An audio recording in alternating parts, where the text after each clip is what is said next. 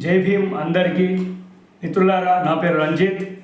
ఎర్రకోట దగ్గర జరిగినటువంటి దాడిలో 12కు పైగా మృతులు అయ్యారు.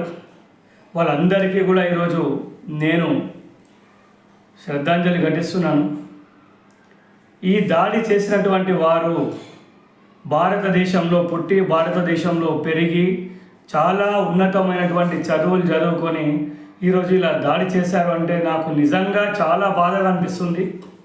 ఒకప్పుడు చూసుకుంటే భారతదేశం అవతల నుండి శత్రు దేశాల నుండి వచ్చేసి మన యొక్క దేశంలో ఈ రకమైనటువంటి అరాచకాలు, ఈ రకమైనటువంటి దాడులు చేసి ప్రాణాలు తీస్తున్నారు అంటే మనకు ఒకప్పుడు అలాంటి సందర్భాలు జరిగినాయి, చాలా కంట్రోల్ అయినాయి, చాలా సంతోషంగా ప్రజలు కొన్నేళ్ళుగా హ్యాపీగానే బ్రతుకుతున్నారు. కానీ ఈ యొక్క భారతదేశం నుంచి వచ్చే వాళ్ళని అంటే మనం కంట్రోల్ చేయొచ్చు, వాళ్ళకు అన్ని రకాలుగా వాళ్ళు ఎక్కడెక్కడ నుంచి వస్తారు, మనం ఏ రకంగా అడ్డుపడాలి, ఇలాంటివన్నీ కూడా మనకు అనుభవమైనటువంటి విషయాలే కాబట్టి, మనకు అన్నీ తెలిసినటువంటి విషయాలే కాబట్టి ఓకే.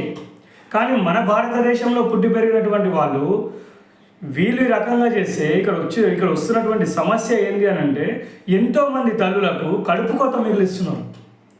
ఒక ప్రాణం యొక్క విలువ నిజంగా ఇంతేనా? ఈ రకంగానేనా ఒక ప్రాణం యొక్క విలువ తీసేది? నిజంగా మిమ్మల్ని అన్నటువంటి ఎవరైతే ప్రాణాలు తీశారో, ఆ దాడులు జరిపారో, ఆ యొక్క ఉగ్రవాదులుగా మారారో, మీరు ఒకసారి మీ తల్లి దగ్గరికి వెళ్ళేసి అది చేసింది మేమే, ఇంతమంది ప్రాణాలు తీసింది మేమే అని చెప్పండి. ఆమెకు వాళ్ళకు తెలుస్తుంది కడుపు కోత అంటే ఏంటనేది.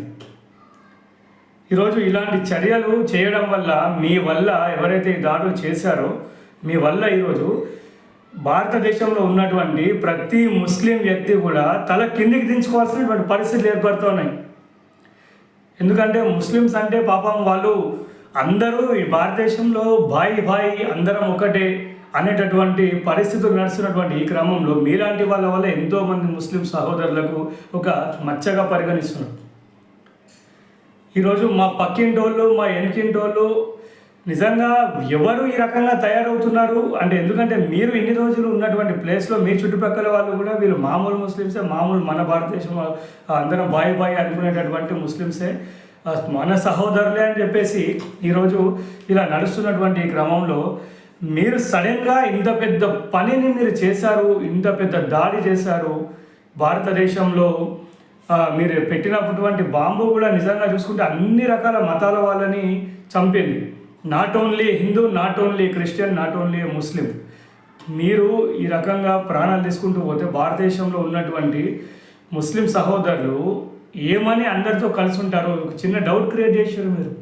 అరే నిన్నటి వరకు మనతోటే ఉన్నాడు, సడన్గా ఈయన టీవీలలో పేపర్లలో వచ్చేస్తున్నాడని చెప్పేసి మీ చుట్టుపక్కల వాళ్ళు అనుకుంటే మన చుట్టుపక్కల కూడా ఉన్నారేమో, ఇలాగే ఉంటారు అని సోషల్ మీడియాలో చక్కర్లు కొడతా ఉన్నాయి చాలా మాటలు. ఏమని చెప్తా ఉన్నారు సోషల్ మీడియాలో? ఇలాంటి వాళ్ళు మన చుట్టుపక్కల ఎంతోమంది ఉంటారు, జాగ్రత్త అని చెప్పేసి చాలామంది సోషల్ మీడియాలో కొంచెం వీళ్ళపైన ప్రభావం పడే విధంగా వాళ్ళు సోషల్ మీడియాలో పోస్టులు పెడతా ఉన్నారు. కులం కుల్లురా, మతం మత్తురా అని చెప్పేసి మన పెద్దలు చాలాసార్లు చెప్పడం జరిగింది. కులం మత్తు వల్ల, కులాల వల్ల సామాజిక అభివృద్ధి అనేది ఆగిపోతుంది. ఎంతోమంది మనుషులు బాధపడుతున్నారు. మతం మత్తులో పక్కవాడి ప్రాణాలు తీయాలి, మన మతం మాత్రమే బాగుండాలని చెప్పేసి వీళ్ళు బాంబులు పెడుతూ చాలామంది ప్రాణాలకు కారణమవుతున్నారు. చాలామంది తల్లుల కడుపు కోతలకు వీళ్ళు కారణమవుతున్నారు. నిజంగా భారతదేశం యొక్క ప్రభుత్వం యొక్క భద్రతా వైఫల్యం కూడా చాలా క్లియర్గానే కనిపిస్తుంది. నిజంగా ఇలాంటి సందర్భాలు జరిగిన తర్వాత ఇప్పటి నుంచి ఇలాంటి సందర్భాలు జరగకుండా చూసుకోండి అని చెప్పేసి అందరూ అంటారు. కానీ భద్రత ఎవరైతే ఇవ్వాలో దేశానికి, వాళ్ళు ఎందుకు 24 hours నిరంతరం వాళ్ళ యొక్క డ్యూటీని కరెక్ట్గా కొనసాగిస్తే ఇలాంటి పనులు ఎందుకు జరుగుతాయండి? ఏ డిపార్ట్మెంట్ ఆ డిపార్ట్మెంట్ యొక్క పనిని సక్రమంగా చేస్తే ఎందుకు వేరే విధంగా జరుగుతాయి? కాబట్టి మీ యొక్క భద్రతా వైఫల్యం కూడా చాలా వాళ్ళ యొక్క కడుపు కోతలకు, వాళ్ళ యొక్క ప్రాణాలు పోవడానికి కారణం. కాబట్టి ఇలాంటి ఇప్పటి నుంచైనా భద్రతని చాలా చక్కగా మీ యొక్క పనిని కరెక్ట్గా నిర్వర్తిస్తూ నిరంతరం మీ యొక్క పనిలో మీరు నిమగ్నమై మీ పనిని మీరు సక్రమంగా చేసే ఇలాంటి పరిస్థితులు ఇంకోసారి రావు. ఈ దాడిని మేము చాలా తీవ్రంగా ఖండిస్తున్నాం. మేము చాలా తీవ్రంగా ఖండిస్తున్నాం.